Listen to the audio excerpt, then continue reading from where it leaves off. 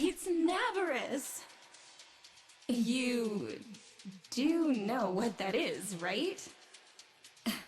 The ancient Orcan festival of death, darkness, and deviance? The happiest time of the entire year! I've dug out all the old family decorations. Take a look. One of them even tells a story.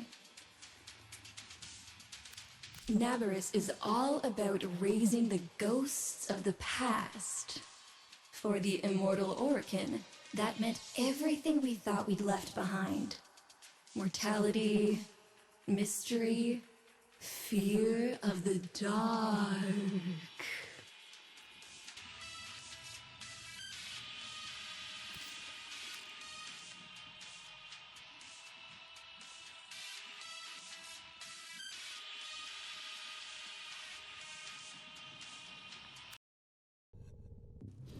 Would you like to hear a story for Navarus? One that I told my grandchildren when they were small. Very well. Long ago, in the Orcan days, a golden people lived in spoiled luxury. If a body wore out, why, they would take a new one as easily as plucking a maprico. Such was the mystery of the Kuva. So, what became of death and disease? Oh, they were abundant, but not for the Orcan. They were above petty death. Such was their contempt that they decreed a special day on which to make fun of it. On Navarus, the night of memory, the shining people laughed at death. They dressed in costumes that recalled the old days of mortality. Skulls grinned, hallways guttered with demon lights. For one night, beauty was banished. Rot and monstrosity held sway. Now, on one very special Navarus, 3 pretty Orcan were bored, as Orcans so often were. Navarus no longer holds its magic for me, sighed one. Masks and costumes are for children, grumbled another. Why follow the crowd, mused the third.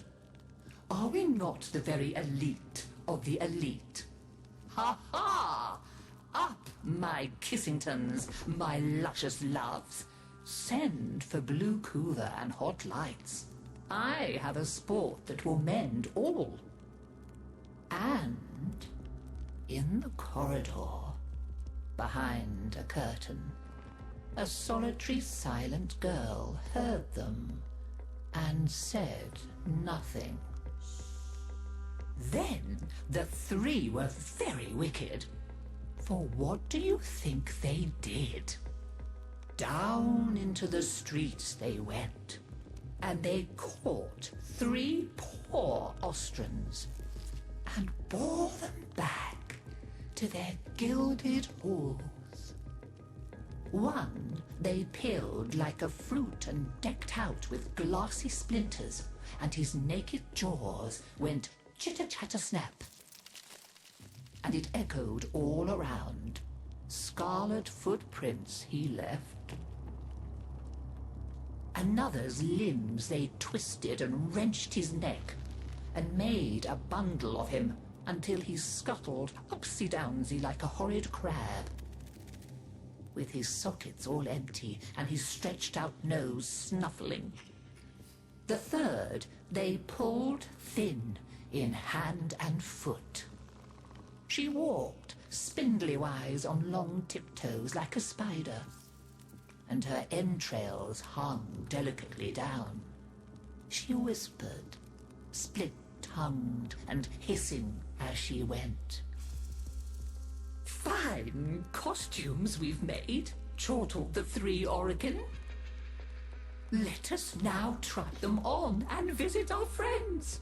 What shrieking there will be!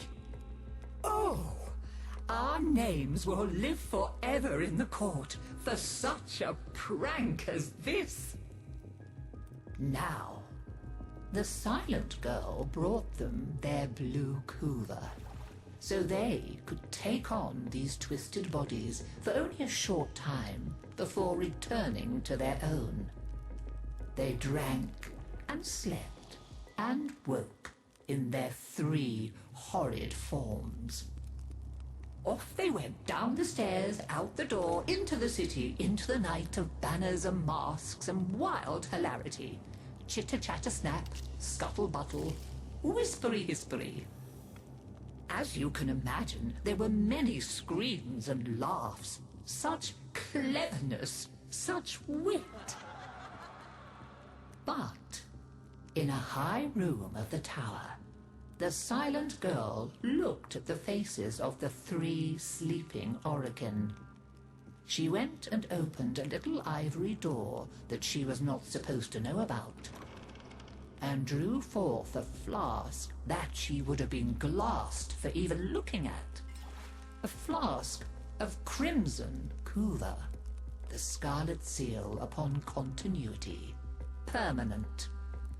And she tipped it down 3 cruel throats. With a little laugh, she went skating away, never to return. There were many screams that nabberous night, but when the sun came up, none screamed so loud as the 3 who found that they were trapped in the hideous bodies they themselves had fashioned for ever and ever.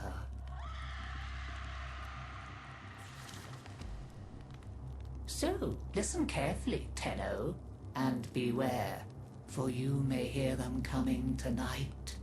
Whispery-hispery on long stalking bones, scuttle-buttle with his eyes all empty, and skinless, dripping-handed, chitter-chatter-snap.